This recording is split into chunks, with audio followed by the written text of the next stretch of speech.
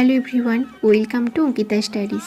প্রতিদিনের মতো আজকের সকালটাও চায়ের সাথেই শুরু করলাম। তারপর বসেছিলাম একটু কাজ করতে।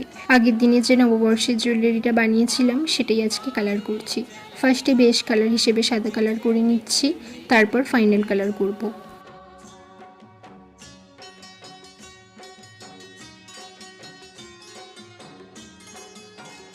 কালারটা কিছুক্ষণ শুকানোর পর আমি আবারও বসলাম ফাইনাল কালার করতে। ফার্স্টে আমি খাতাটার কালার করে নিচ্ছি।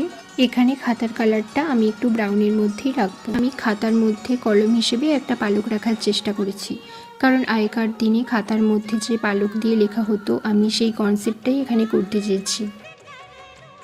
এরপর মিষ্টির হাঁড়িগুলো আমি একটু ডিপ ব্রাউন কালার করছি, তার কারণ এই হাঁড়িগুলোর ওপর আমি কিছু ডিজাইন করব। আমরা সবাই জানি রসগোল্লা হলো অতি পরিচিত একটি মিষ্টি।